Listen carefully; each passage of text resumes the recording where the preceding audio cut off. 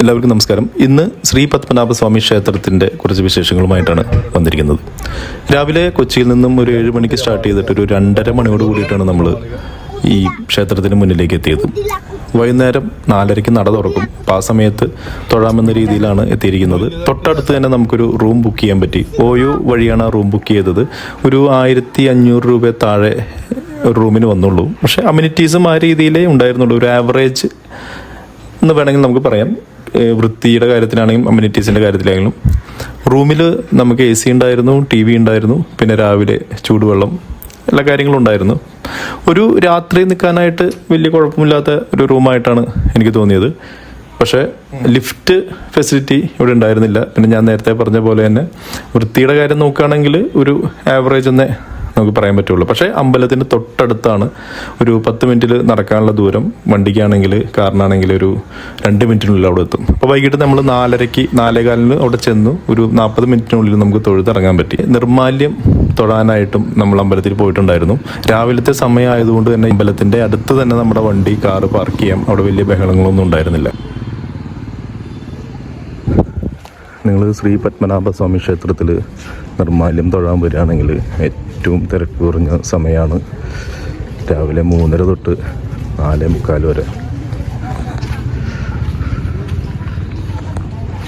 ആ സമയത്തുള്ള തിരക്കാണ് ഈ കാണുന്നത്. ഒട്ടും തിരക്കുണ്ടാവില്ല. സുഖമായിട്ട് ക്യൂ ഒന്നും നിൽക്കാതെ അകത്ത് കയറി നല്ല രീതിയിൽ പ്രാർത്ഥിച്ച് വരാൻ പറ്റുന്നതാണ്. തൊട്ടടുത്ത് റൂം എടുക്കുകയാണെങ്കിൽ ഒരു 3 മണിയോട് കൂടി എണീറ്റ് കുളിയൊക്കെ കഴിഞ്ഞ് 3:30 കൂടി എത്തിക്കഴിഞ്ഞാൽ ഭംഗിയായിട്ട് നേരെ തന്നെ കടന്ന് നമുക്ക് നിർമാല്യം തൊഴാവുന്നതാണ്. ഇത്ര തിരക്കില്ലാത്തൊരു സമയം വേറെ കിട്ടും എന്നെനിക്ക് തോന്നുന്നില്ല. ഇനി ഈ സമയത്ത് നല്ലൊരു കാമാൻ ക്വയറ്റായിരിക്കും, നല്ലൊരു സമാധാനം ഉണ്ടായിരിക്കും. അമ്പലത്തിൽ മുന്നിൽ തന്നെ അമ്പലത്തിൻ്റെ ദർശന സമയങ്ങൾ എഴുതിയിട്ടുണ്ട്. എന്തൊക്കെ വസ്തുക്കളാണ് അമ്പലത്തിനകത്തേക്ക് കൊണ്ടുപോകാൻ പാടില്ലാത്തതിൻ്റെ ഡീറ്റെയിൽസും അവിടെ എഴുതിയിട്ടുണ്ട്. ഈ സമയത്ത് അവിടെ വണ്ടികളുടെ ബഹളങ്ങളോ ആളുകളുടെ തിക്കും തിരക്കൊന്നും ഇല്ലാത്തതുകൊണ്ട് തന്നെ വളരെ കാം ആൻഡ് ക്വയറ്റ് ആയിരിക്കും. ഇപ്പം അമ്പലം ലൈറ്റ് ഇട്ടിരിക്കുന്നത് കൊണ്ട് തന്നെ വളരെ ഭംഗിയാണ് കാണാനായിട്ട്. നിങ്ങൾക്ക് കാണാൻ കഴിയുന്നുണ്ട്. ഒരു ട്രാഫിക്കോ അല്ലെങ്കിൽ ട്രാഫിക് ബ്ലോക്കോ ആളുകളുടെ ഒച്ചയും ബഹളങ്ങളോ ഒന്നുമില്ല. വളരെ ഫ്രീ ആയിട്ടാണ് ഈ സ്ഥലം ഈ സമയത്ത് കിടക്കുന്നത്. അതുകൊണ്ട് തന്നെ നമുക്ക് അമ്പലത്തിൽ വളരെ സമാധാനത്തോടു കൂടി ധൃതി വയ്ക്കാതെ നമുക്ക് സുഖമായിട്ട് പോയി തൊഴാവുന്ന ഒരു സമയം കൂടിയാണിത്. ആകെ പ്രശ്നം രാവിലെ എണീറ്റ് ഒരു 3:30 കൂടി എത്തണം എന്ന് മാത്രമേ ഉള്ളൂ. ക്ലോക്ക് റൂം ആണെങ്കിലും ഫ്രീ ആയിട്ടായിരിക്കും കിടക്കുന്നത്. നമുക്ക് പതുക്കെ ചെന്ന് സാധനങ്ങൾ വെച്ച് നമുക്ക് സമാധാനത്തിൽ അമ്പലത്തിലേക്ക് പോകാവുന്നതാണ്. പിന്നെ അമ്പലത്തിൽ അകത്ത് കയറിയാലും വലിയ വരികളൊന്നും നിൽക്കണ്ട. നേരെ വാതിലിലൂടെ കടന്ന് നമുക്ക് അമ്പലത്തിനകത്തേക്ക് പ്രവേശിക്കാം. പിന്നെ ശ്രീകോവിൽ നിങ്ങൾക്കറിയാം 3 വാതിലുകളാണുള്ളത്. അപ്പം അതിൻ്റെ മുകളിലേക്ക് കയറാനായിട്ട് അനുവദിക്കില്ല. താഴത്ത് നിന്ന് വേണം തൊഴാനായിട്ട്. നമുക്ക് കൂടുതൽ സമയം നിന്ന് തൊഴാനായിട്ട് പറ്റുന്ന ഒരു സമയം കൂടിയാണ് ഇത്. സെക്യൂരിറ്റിക്കാരും അധികം ബഹളം വെക്കില്ല. നമുക്ക് മറ്റുള്ള സമയത്തേക്കാളും മനോഹരമായിട്ട് തൊഴാൻ പറ്റും. കുറച്ച് കടകളെല്ലാം തുറന്നിരിക്കുന്നത് കാണാൻ പറ്റി.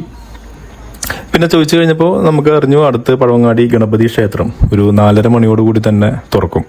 അപ്പോൾ ആ അമ്പലത്തിലും കൂടി പോയി പ്രാർത്ഥിച്ചതിന് ശേഷം തിരിച്ച് റൂമിലേക്ക് പോകാമെന്ന് വിചാരിച്ച് അവിടെ കുറച്ച് നേരം ആ അമ്പലത്തിൻ്റെ ഭംഗിയും മറ്റു കാര്യങ്ങളെല്ലാം നോക്കി നിന്നു. ഒരു 4:30 മണിയോടുകൂടി നമ്മൾ ഗണപതി ക്ഷേത്രത്തിലേക്ക് പോയി. നിങ്ങൾക്ക് കാണാം ഈ സമയത്ത് ഒരു ട്രാഫിക്കോ ബ്ലോക്കോ ഒന്നുമില്ല. റോഡെല്ലാം ഫ്രീ ആയിട്ട് കിടക്കുകയാണ്. അമ്പലത്തിൽ കയറി പ്രാർത്ഥിച്ച് അതിനുശേഷം റൂം തൊട്ടടുത്തായതുകൊണ്ട് തന്നെ ഒരു 10 മിനിറ്റിനുള്ളിൽ നമ്മൾ നടന്നു കഴിഞ്ഞാൽ റൂമിലെത്തും. കാറിന് വരികയാണെങ്കിൽ ഞാൻ നേരത്തെ പറഞ്ഞ പോലെ തന്നെ ഒരു 2-3 മിനിറ്റിനുള്ളിൽ തിരിച്ച് റൂമിലെത്താം. കുറച്ച് നേരം റെസ്റ്റ് എടുക്കാം. അതിനുശേഷം തിരുവനന്തപുരത്തെ മറ്റ് കാഴ്ചകൾ നമുക്ക് കാണാം.